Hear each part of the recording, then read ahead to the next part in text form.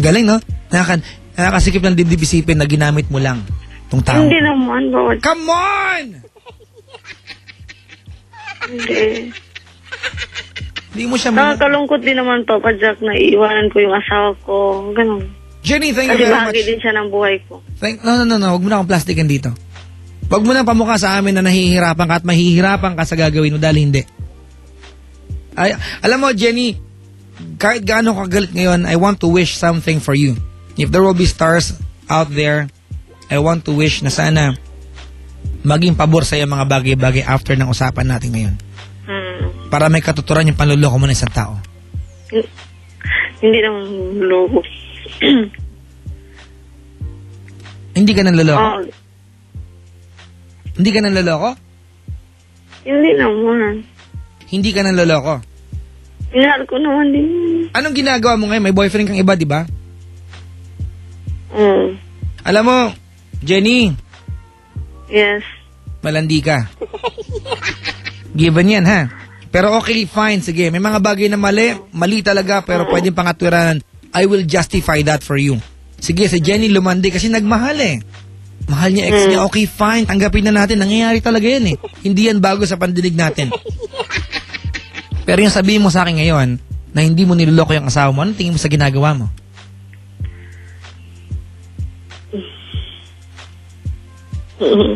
Anong tingin mo sa ginagawa mo? Sagot! Hindi, nagmahal lang kasi ako.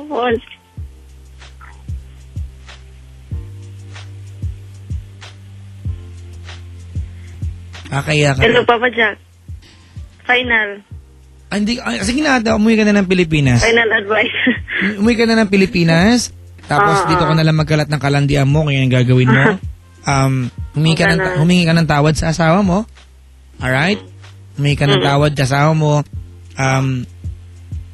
Aminin mo sa kanya na may mahal ka ng iba, tapos sabihin mo rin sa kanya na maganda na bahay nyo. Hindi na, huwag naman yan. Sabihin mo na ate, kasi naman totoo eh. Pagpakanis ka na, iwanan mo rin naman siya eh. Bigyan mo siya ng dahilan kung bakit siya iiyak. Hindi yung nagtatanong siya kung saan siya nagkamali. Dahil pinagkatiwalaan ka niya. Alright? Oo, sabihin mo, maganda na bahay namin sa Pilipinas. May mga gamit na kami. Sabihin mo na, huwag ka na mahiya. Ay, kapal nahiya, kapal na mukha mo. Alright? Sumuwi ka na dito. Yun lang. Oo, tapos uwi na. Uwi akong Pinas. Uwi ka na ng Pilipinas ha, dito ka na lang. At least kapiling mo yung mga Pinoy, di ba? Sige, salamat sa pagtawag ha. Salamat, Papa Jack. Binaba ko na po.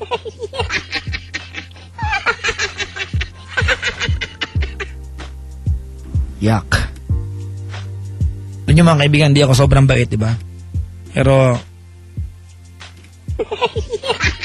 tingnan nyo naman, di ba? Ang dadaming ganyan eh. Nakaantabay si Nanay Gigi tsaka yung taxi driver. Nay, kamusta po? Yung tahi mo baka bumuka. Init ng ulo mo. Yung original pares ng Vito Cruz, naka-love radio sila. Salamat po. Sana hindi po nasunugan ng bacon yung tindahan nyo kakapakinig sa caller natin. Nakakaya mga kaibigan, di ba? Alam nyo, minsan nakakainis isipin na minsan wala tayong pakundangan kasi foreigner sila. Diba? Utuhin natin. Diba? Magtututuro tayo. Gagamitin natin sila para makapunta tayo ng ibang bansa. Sige na, kung yun ang paraan natin, okay, fine. Mahirap ang buhay sa Pilipinas. Magpapaka-practical tayo. Pero kung ginawa nila kayo ng maganda sa buhay, tinala kayo doon, suklihan nyo naman ng mabuti. Diba? Gawan naman, diba? Gaya nito si Jenny. Binahay. Sinuportahan ng pamilya. Mahal siya eh. Diba?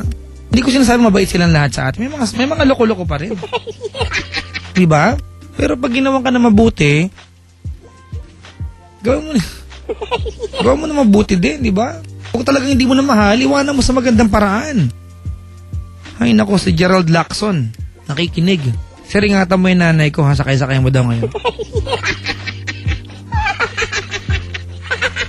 Naka-Venus cut na naman ba yung kanyang blouse ngayon?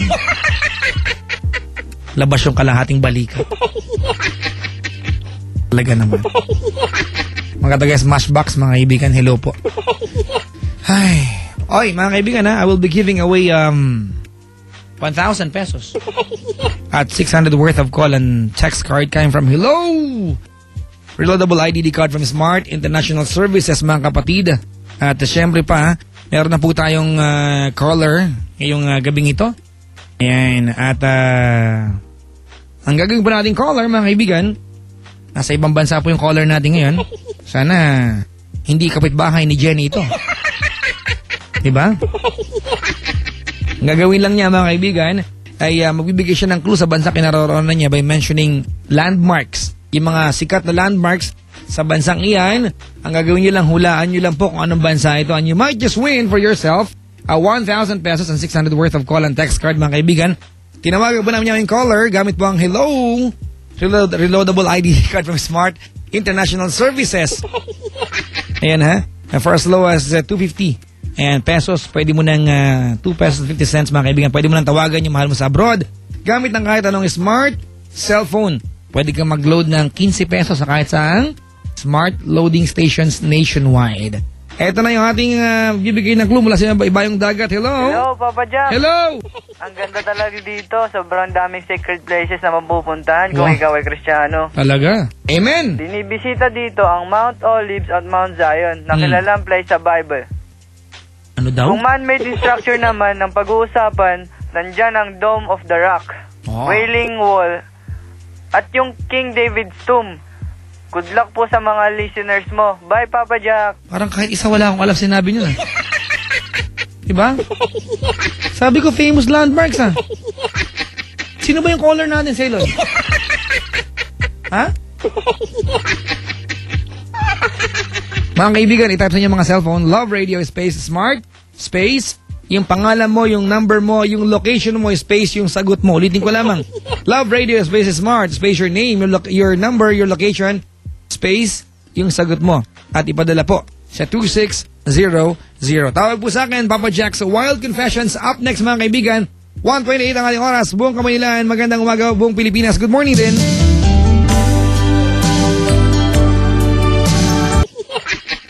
Tapos. 90.7 Love Radio.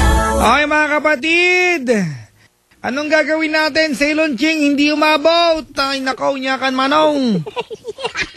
Hindi umabot yung ating Wild Confessions, mga kaibigan. Ay, wag magalit sa akin. Sorry naman.